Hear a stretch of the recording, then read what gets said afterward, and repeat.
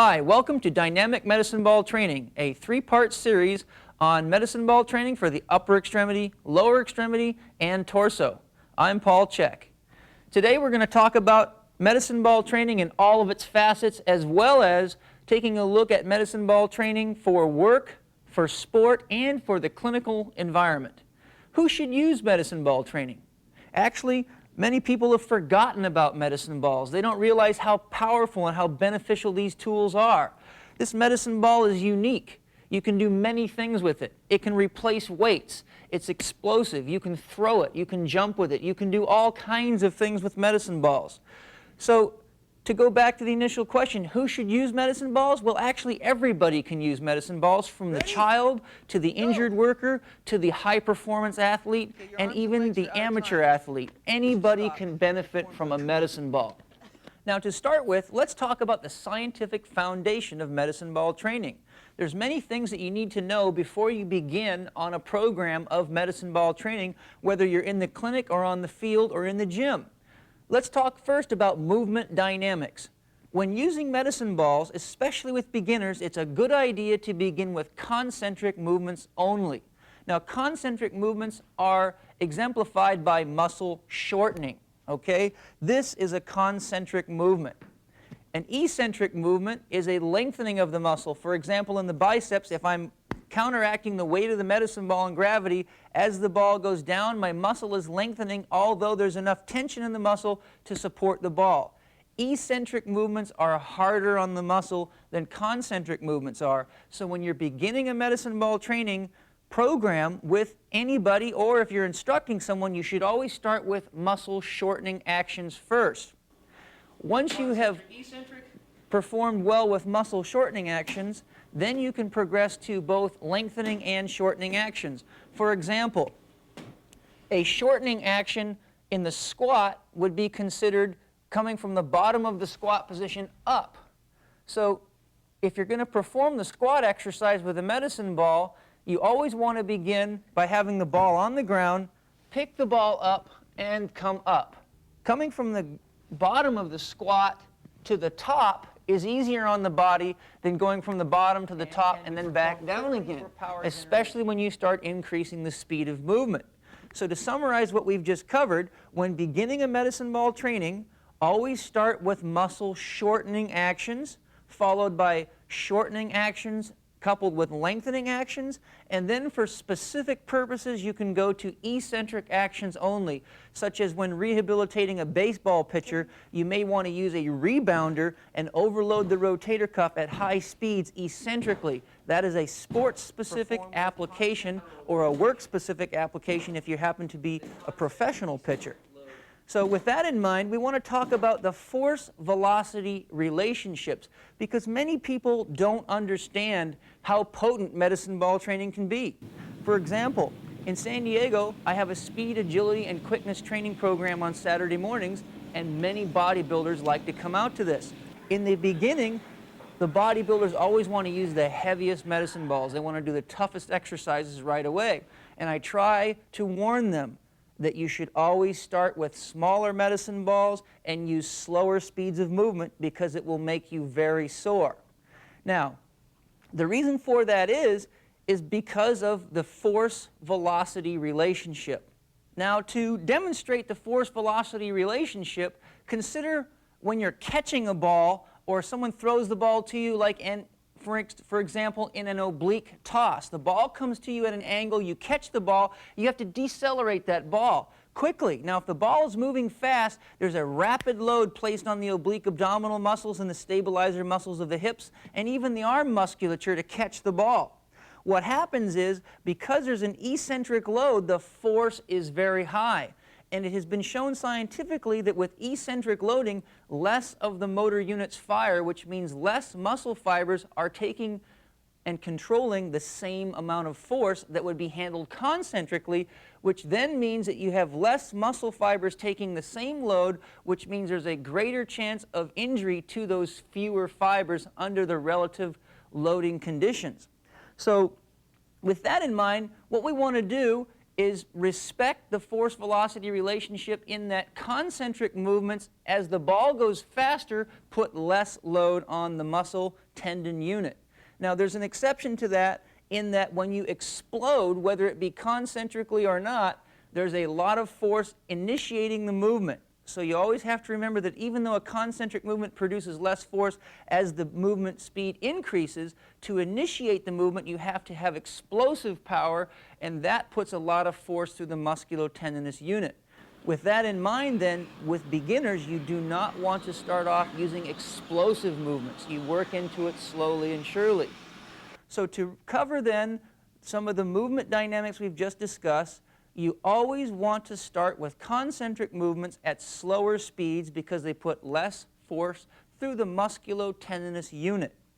As an athlete, worker, or patient progresses, you speed the movement up, which puts more force through the musculotendinous unit, especially in eccentric conditions. Now, a nice thing about medicine ball training is that there's tremendous versatility in movement patterns, and they come in all types and sizes.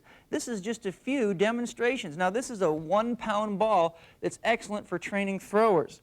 This is another ball that's excellent for training boxers and anybody that has to have strength with handhold positions, shot putters, throwers, volleyball players, basketball players. This is a great one for training volleyball players and basketball players because this is about a volleyball-sized medicine ball. So when we're talking about some of the versatility of medicine balls, you can do things with medicine balls that are hard to do with free weights. For example, if you want to do a sport-specific movement pattern, you could take a medicine ball and perform the throw movement. Now, it's not likely that you're going to pick up a dumbbell in the gym and perform a throw movement like that. First of all, dumbbells generally come in 5-pound increments. That's a huge jump. Well, medicine balls come in very small increments of a 1 pound or even less, which allows you greater versatility. You can move yourself freely in all 3 dimensions. You can do flexion, extension, rotation, horizontal add and abduction. You can move your body in all different planes of movement with a medicine ball, which means there's much higher specificity of carryover to your work or sport environment, because using a medicine ball, you can overload the tissues that you're training in the exact pattern of movement that you will use them in your work or sport environment. So another point is, with medicine ball training, you can take a medicine ball and you can explode and release the ball. Try that in a gym sometime. It won't go over very well, especially if you hit a mirror. So these are some very important factors when you're talking about training with medicine balls versus training with free weights, and even more importantly, when it comes to training with medicine balls versus training with machines, medicine balls are far superior when it comes to work or sport-specific applications because machines use fixed axes of motion. In other words, a machine only allows you to move in one plane of motion. It's a guided movement. But there's nowhere in the real world where your arms or legs are guided unless you're a fighter pilot stuck on rails in an ejection seat, which is a limited crowd. So another very, very important aspect of medicine ball training is that there's a much greater activation of neutralizers and stabilizers. If you're working, for instance, on a military press machine, the only muscles that need to be activated are the prime movers, your triceps, primarily in the military press with some of the scapular rotator musculature, but really you don't have near the problem with stabilizing and neutralizing. With a medicine ball, you can perform the same movement pattern. You could have someone throw you the ball, catch it, and then repeat, shoot the ball up in the air, and that takes a lot more nervous system activity. Your brain must coordinate the movement pattern. It must counteract the muscles that are producing the force with muscles that stabilize the joints. So you have a lot of stabilization and neutralization happening at the same time. The reason this is so important is because when you step on the basketball court, the baseball field, the football field, into the rink to play a hockey game, neutralization and stabilization happen constantly. If you do a lot of training on machines, not only are you putting your nervous system to sleep, But what happens frequently is people develop strength on machines and they believe in their mind that they're strong, so they try to attempt movement patterns with loads that they have not trained the neutralizers and stabilizers to handle, which often leads to injury in those relatively smaller neutralizer and stabilizer muscles. This is a problem. Now, we've looked at some of the benefits of medicine ball training. Let's take a look at a couple other benefits. One of them is that you can have a functional hand-hold pattern. You can grab a medicine ball and hold it, just like many implements or objects that we perform with in work or sport. As I mentioned earlier, with medicine ball training, you're not stuck to a fixed axis. Another really nice thing about a medicine ball is that it has the capacity to bounce. You can get medicine balls that bounce, that are filled with air, filled with gel, and then you can get what I call a dead ball. This is a dead ball. If you drop this ball, it will not bounce. That's it. So a dead ball has applications, for instance, in the field. When you're doing a squat, push, press race, you shoot the ball as far as you can. The ball sits there, waits for the athlete to come get it. If you were to do that with an air ball or a gel ball, you'd shoot the ball as far as you could. The ball would just bounce all the way across the field, and it would not be the best application for a gel or an air ball. So there is a lot of versatility with medicine balls. Medicine balls also can be used to rebound. Many exercises require a partner. Now, if you want to go out and train by yourself, you can use an air ball or a gel ball. You can do a lot of really fun things. You can go to any cement wall. You can go to the tennis court and use the backboard for practicing tennis. You can go into a parking garage, and you can go into a squash or a racquetball court, providing they'll let you throw a medicine ball in there. It usually makes a lot of noise, but it's a lot of fun. And you can throw the ball against the wall, and an air or gel-filled ball will bounce right back to you. It'll come back to you with enough spring that it'll train the eccentric portion of the muscle function. You'll actually improve your muscle function that'll have a very high level of carryover to work or sport. It's fantastic. Medicine balls can be used indoor or outdoor. Free weights can often be used indoor or outdoor. They're not very frequently used outdoor, but try carting a butt blaster machine out to the beach so you can have a good workout. It makes for a slow morning.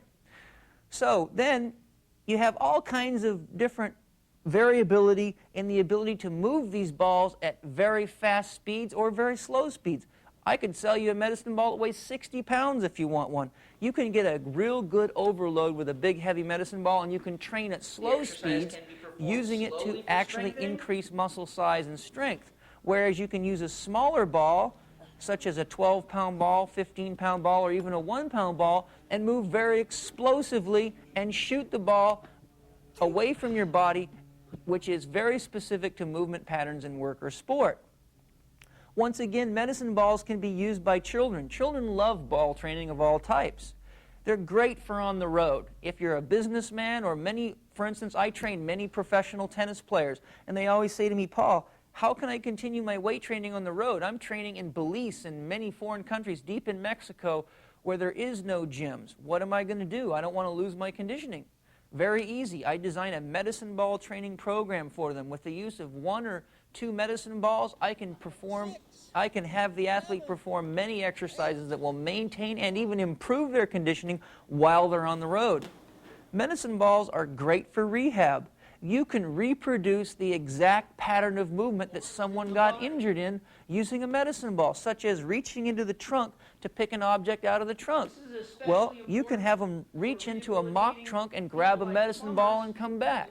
You can do all kinds of things with medicine ball. It's limited to your imagination. Let's take a look now at loading parameters.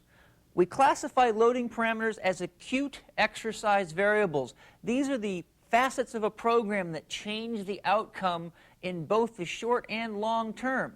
Now, one of the most key acute exercise variables is how many repetitions do you perform. Repetitions is the single most important variable because it influences all other aspects. It influences whether or not you're endurance training, whether you're strength training, whether you're explosive training, what energy system you're in. Repetitions performed is the key acute exercise variable. Now, when performing medicine ball training, you can actually use the medicine ball to develop strength in what I call a strengthening zone. Now, a strengthening zone is often recognized as 8 to 12 repetitions. By bodybuilders, that would be considered a hypertrophy zone.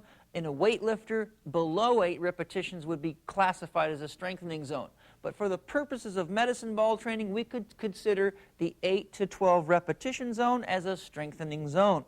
Now, you're going to say, wow, the guy's got to be awful weak if he's using a medicine ball for strengthening, but let's talk about children.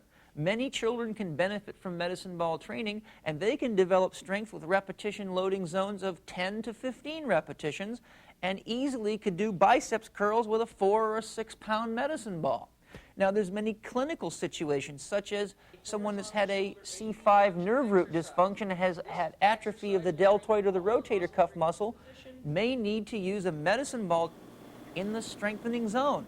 Now, oftentimes in a person that has a neck injury like that may have an associated weakness of the wrist flexors or the hand musculature, and they cannot hold weights as effectively as they can often hold a medicine ball. So in these people, the 8 to 12 repetition zone can be used for strengthening with a medicine ball. Now, most of the people using medicine ball are going to be training in the endurance zone or the explosive zone. Now, when we're talking about endurance training with medicine balls, we want to make sure that they're performing greater than 12 repetitions, because if it's less than 12 repetitions, it's not endurance training. That's not 12 repetitions is 12 repetitions. Now, if you want to really get into some good endurance training, you're going to progress upward beyond 12 repetitions, and your sets should be at least 60 seconds long. Because what you're doing at that point is you're progressing into the fast glycolytic or the lactic acid energy system, and then into the aerobic energy system, which are the two energy systems primarily responsible for maintaining your muscle function with endurance training. Now, there are many clinical and work and sport applications for endurance training with medicine balls. Think, for instance, of a carpenter who has to hammer nails all day long. You could put him on an endurance training program with a medicine ball that fits nicely in his hand. You could even use a smaller medicine ball, and that would replicate the size of his hammer. He could use that to replicate clinically a hammer swing. Now, a tennis player could use a medicine ball to create overload in the arm and mimic tennis movements, whether it be a side shot or a backhand or an overhand shot. This medicine ball will create a significantly greater load than his tennis racket will. So those are some nice applications for medicine balls in the endurance training zone. Now, when you're designing a medicine ball training program for explosive strength and speed development, there are some key characteristics that you must follow. Number one, your sets should never last longer than 12 to 15 seconds. Why do you think that is? Well, if you haven't already figured it out, I'll tell you.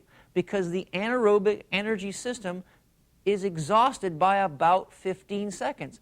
It's the anaerobic energy system that's responsible for explosive power. So if you're doing sets or repetitions in numbers greater than that you can do in 12 to 15 seconds, you are progressively going away from explosive strength. You're going into the energy systems and into the muscle fibers that do not contribute well to explosive movements. Then, by that token, if you were to count the amount of repetitions you could perform in 10 seconds, let's say, if it is 15 repetitions, then you could do 15 repetitions in the explosive zone. Because the faster you're going, the more repetitions you can do in 10 to 15 seconds. But it's a good idea to keep your repetitions down low. For instance, if you're going to be using a big ball, like this 16-pound ball, for a squat push press where you're exploding and throwing the ball in the air, you may be able to perform 12 repetitions in 10 seconds. But you have to look at another quality. That's the quality of the movement pattern. If the movement pattern begins to drop off, you should stop immediately, because you're programming the nervous system with slower movements. And the famous strength coach of the Chicago Bulls has been known to say, train slow, be slow. And that is a rule that I believe in wholeheartedly. So when you're developing an exercise program with the use of medicine balls for explosive power, as soon as the speed of movement or the quality of the movement begin to degenerate, it's time to stop, whether it's 3 seconds or 11 seconds. Okay? Those are very, very important aspects of developing an exercise program with medicine balls. You have to know exactly what you're trying to accomplish. This ball obviously would not be good for rehabilitating the shoulder of a pitcher because you can't move a 16-pound ball at speeds that approximate throwing a baseball. Ball size selection. It's a question that many people who administer medicine ball training programs ask. What size of ball should I use? How heavy should it be? Well, as you can see, I have a small example here of different sizes and weights of medicine balls. Let's take a look at the application and selection of different sizes and weights of medicine balls. Now, like I mentioned earlier, you have to pay attention to your loading zone or your repetition window. For example, if you're administering a clinical medicine ball training program for the purpose of increasing muscle size and strength, and you're going to operate in the 8 to 12 repetition loading zone, if you give somebody a ball that is small and is too light, what will happen is they will be able to do 15 or 20 repetitions, so they will not get the desired outcome. In that case, you're going to have to select a ball that is the size and weight necessary to accomplish the requirements of that loading zone. Now, when we want to discuss ball size, you have to take a look at specificity of movement patterns or what you're training the individual for. For example, if you're going to train a baseball player, you may want to use a small ball to overload the throwing complex or the shoulder complex. If you're training a tennis player who holds a racket, this makes a good implement to hold to create overload because a small medicine ball is still heavier than most tennis rackets, which provides the tennis player an overload. Now that works great for a baseball player and it works great for a tennis player. But how can you provide an overload for a football player with this miniature ball? This thing's never going to get heavier than 4 pounds.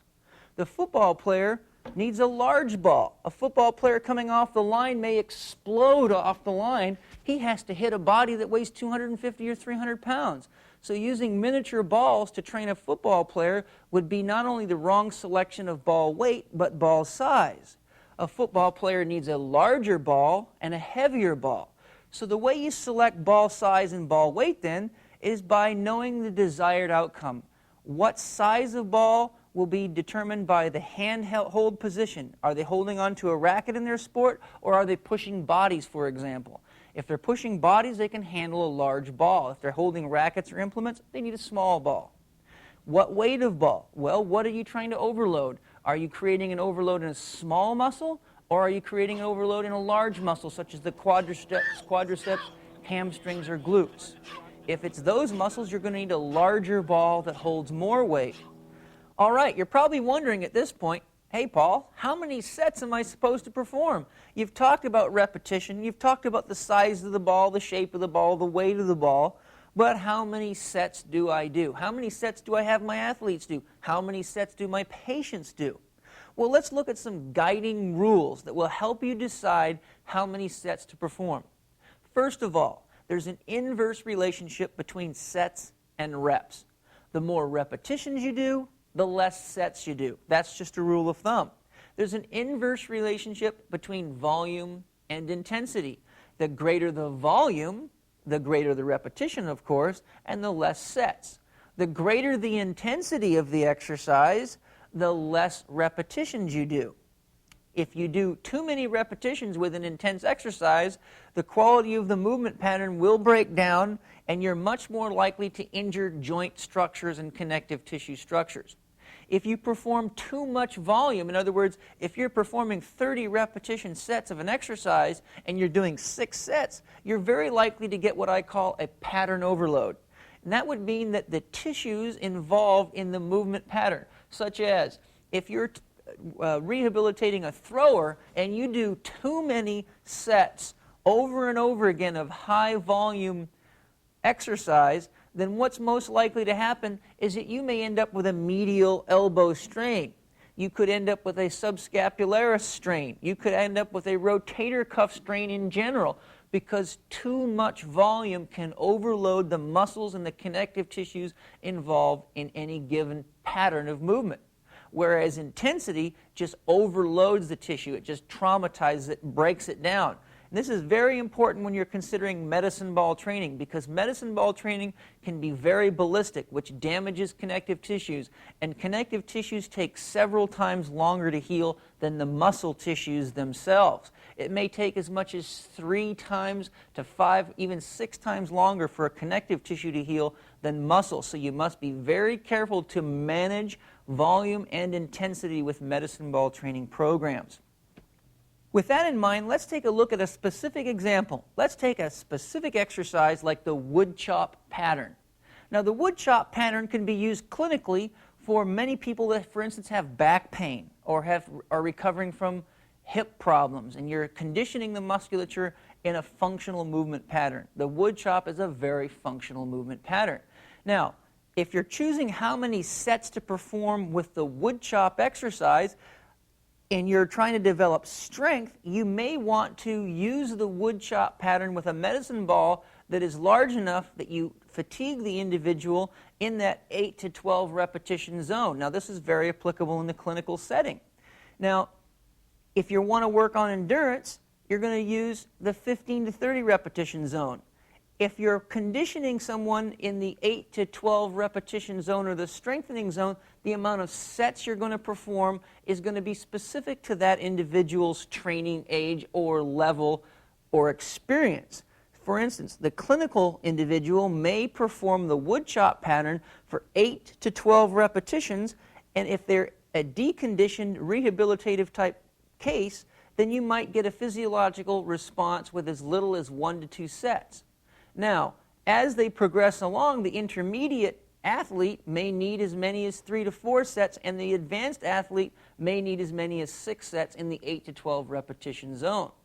Now, in the endurance zone, where you're performing 15 to 30 repetitions, the clinical case may respond well to 1 set, while the advanced athlete may respond well to as many as 3 or 4 sets. But remember, you have to manage volume and intensity to protect the athlete or the individual from injury. So we have to pay attention to our acute exercise variables, and that has to be well correlated with the training age or the ability of the athlete. Now, with that in mind, let's take a look at some sport-specific patterns. If we, for instance, with the wood chop pattern, if you're training a kayaker or a canoer, which is a cyclical sport where they're doing the same movement pattern over and over again, the endurance type training program would be applied with the wood chop, and you may use 3 sets of 30 repetitions, and the rest period that you use will be discussed later. But for the purpose of this discussion, 3 sets of 30 repetitions would constitute a nice endurance training program with the wood chop pattern. Now, if you're training a baseball player or a hockey player where explosive movement patterns such as swinging a bat or swinging a hockey stick are involved, then your repetition loading scenario will be different. Your maximum repetitions may be as low as 6, and you may perform as many as 6 to 10 sets, depending on the skill level and the maturity of the athlete once again. Now, I hope you've understood these concepts so far. Just to review, there's an inverse relationship between reps and sets. There's an inverse relationship between volume and intensity. And you want to make sure that you consider the training age of the individual that you are applying this formula to, as well as taking into consideration the quality of the tissue you're working with, especially in a rehabilitative situation, because that may have a great influence on your selection of acute exercise variables. All right, we've discussed many important acute exercise variables up to this point. We've looked at the size of medicine ball to use, the weight of medicine ball to use. We've talked about the rules of repetition selection, how to select how many sets to perform. Now we need to talk about a very important factor, which is speed of movement. The faster you move in your work or sport, the faster you should move in your medicine ball training program, especially in your end stages of your training program. If you're rehabilitating somebody, you always want to start off with slow speeds of movement. If you're training a beginner with medicine ball training, you always start off with slow speeds of movement, master the mechanics of the exercise, and then progress up the chain from slow to moderate to fast speeds of movement. Now, there's some other very important things to remember about speed of movement. The faster the movement of the exercise, the greater the involvement from the nervous system. The greater the involvement from the nervous system, the more recovery you're going to need. Famous Canadian strength coach Charles Poliquin says that the nervous system takes as much as 5 to 6 times longer to recover from exercise than muscles themselves do, which means if you're using high speeds of movement or high levels of intensity with your medicine ball training program, you should have increased lengths on your rest periods to allow the nervous system to recover. If you are not recovering properly, you will find a breakdown in the movement pattern and the quality of your motor learning will go down. Also, as points go up and the load on connective tissue goes up, which predisposes the individual to connective tissue injury. This is very, very important when you consider the design of your program, because if you overexpose anybody to too much inertial forces or too many intense exercises with high speeds of movement, the chance of a connective tissue injury goes way up, and the recovery time for connective tissues is significantly longer than that of muscle tissue. So what may happen is you may have an athlete that's recovering from one exercise session to the next and feels able to perform the exercise again, but a joint capsule such as the shoulder may not have recovered from the trauma to the capsule itself. So you must be careful, because what will happen is even though the athlete feels able to perform the exercise, his connective tissues may progressively be breaking down. So you want to cycle your speed of movements. A good way to periodize your speed of movement is in 3-week blocks. Don't overexpose somebody. With beginners, you want to give them a good long exposure to the slower and moderate speeds of movement, 4 to 6 weeks, and then progress them as tolerated. But it's not recommended that you overexpose someone to fast speeds of movement for more than 3 weeks at a time unless your volume of medicine ball training is very low. Now, another thing to remember is that as your speed of movement increases with eccentric exercise, as I mentioned earlier, the loading through the tissues goes up. The loading through the muscles goes up for the reasons I mentioned earlier, primarily the fact that you are using less motor units and less muscle fibers with eccentric movements for the same load applied, which means there's more stress through those working tissues than there is with the same speed of movement concentrically. Now, when you're performing slow speeds of movement, there's more cellular stress. It's more of a strengthening response. So you can get away with that more, but then you have to manage your volume, and that falls back into the relationship between volume and intensity and not overdoing the amount of sets that you're performing. All right, now let's take a look at an example of how to select the appropriate speed of movement for an exercise. If someone comes to you with back pain and you're a therapist performing a rehabilitative exercise program with medicine balls, then you may want to use, for instance, a front squat.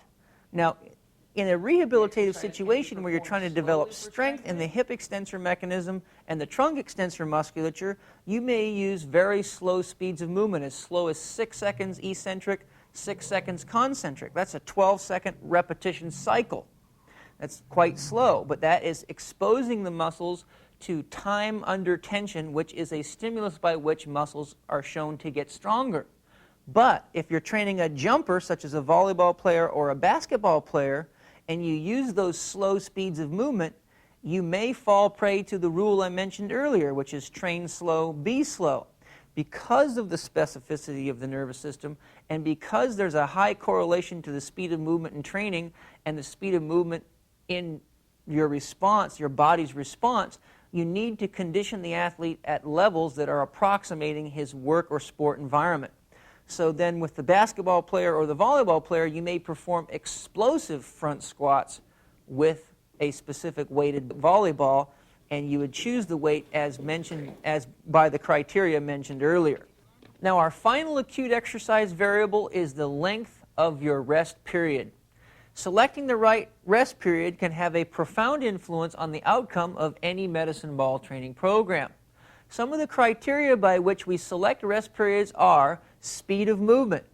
The greater the speed is of your movement pattern, the longer the rest period needs to be. Because like I mentioned earlier, Faster speeds of movement require more nervous system activity, which indicates that you need to rest longer because the nervous system takes 5 to 6 times longer to recover from an exercise than the muscle itself does. The next thing that's very important when selecting exercise rest periods is skill level. The higher the skill level of the movement pattern, the longer the rest period should be, because the more mental activity there is, the more likely the person is to fatigue and not perform the movement pattern with precision. You do not want to allow an athlete or an individual to perform any movement pattern without quality movements, because they will program the nervous system to perform poor movements. So in order to ensure adequate recovery, your rest period must be long enough that the individual can perform the movement pattern you're trying to train them in with accuracy each time. All right? Now, the other correlate to exercise rest period selection is intensity. Generally, like I said earlier, intensity correlates to how many times you can move an object relative to how many times you could move it one time. But with medicine ball training, speed of movement is related to intensity. Because with medicine balls, even though you are moving a light implement, it may produce very large tissue tensions, which would correlate to high resistance training, such as weightlifting. So your speed of movement has an intensity correlate. The greater the intensity of the exercise, be it the weight of the medicine ball or the speed of movement, the longer the rest period needs to be. When performing fast movements or movements with high skill levels or high intensities, the rest period should be between 3 minutes and 30 seconds and 6 minutes long. If you need more time, it's all right to take more time, but you should not go longer than 7 minutes, or your body will cool down and you'll have to rewarm the athlete. The connective tissues begin to cool and your incidence of injury will go up. Now, when you're doing strength training, such as in a clinical setting where you're trying to use a medicine ball training to increase the strength of a specific muscle group, you can keep the rest periods shorter. You can use 3-minute and 30-second rest periods all the way down to 15-second rest periods. The same is true with endurance training. Now, when you're performing endurance exercises, if you're targeting, for instance, with a 800-meter runner or a competitive rower, you may want to target the fast glycolytic or the lactic acid energy system. You would only allow them enough rest that when you started the exercise back up, they're still going to stay in that energy system. Now, you can use a heart rate monitor to determine the length of the rest period for endurance training as well. A good idea is to let the heart rate drop down to 120 beats per minute before performing the next exercise. Otherwise, you can develop too much fatigue and the athlete will start performing with poor quality of movement. Rest period length can help you stay in the desired energy system. If your energy system is predominantly anaerobic in the sport that you're training for, you're going to want to make sure that you recover well enough to come back and train in the anaerobic energy system. If it's predominantly fast glycolytic, such as a shorter distance competitive rowing or flat water kayaking, or even boxing, you may want to use short enough rest periods that it forces you to stay in your fast glycolytic energy system. And if you're trying to train somebody with medicine balls for aerobic conditioning, then short rest periods will be necessary to keep you in the aerobic energy system. So now that you've covered all the acute exercise variables, you should have a really good idea how to put together an effective medicine ball training program. With that in mind, let's just take a quick review of how to progress your medicine ball training program. First, with your beginners or your rehab situations, always begin with concentric movements. Next, after they perform concentric movements for a long enough period of time to have adapted to the exercise and to learn, and they're not getting a lot of tissue soreness, you go to concentric coupled with eccentric movements. An end-stage progression would be eccentric overload, such as when rehabilitating the rotator cuff of a thrower. That type of movement, it has a specific application, and you can create specific overload with medicine balls using rebounders, etc. Another end-stage progression is to focus on the transfer from eccentric to concentric and concentric to eccentric. It is at that transfer point that there is a lot of load in the tissues, And by emphasizing the transfer, you can develop a plyometric effect. You can take advantage of the stretch reflex to create more energy and get more of an explosive response with your medicine ball training program. Now, when you're progressing the intensity and the speed, you should do it in blocks. Always start off with lower intensities or lighter medicine balls and slower speeds, and progress to higher intensities and faster patterns of movement as tolerated. A general rule of thumb is that with sedentary people or beginners, spend at least 6 weeks in slow speeds of movement with light medicine balls. For the intermediates, you can spend 4 weeks. For the advanced level, 2 weeks will do fine.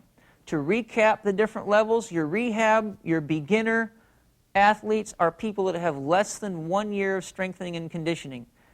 In the rehab situation, you may be rehabilitating an elite athlete that has a very large strength training base, but because they're injured, you have to use your tissue tolerance as your mechanism by which you progress the athlete.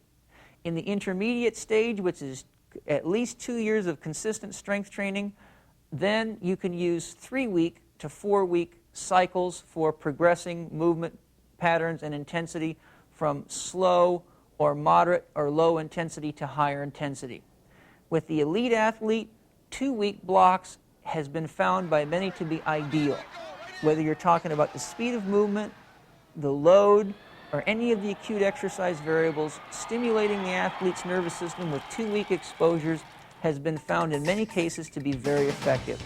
With that in mind, you have a good understanding of the acute exercise variables, and you should be able to put together a very effective medicine ball training program. Now, let's get started on our medicine ball training regime.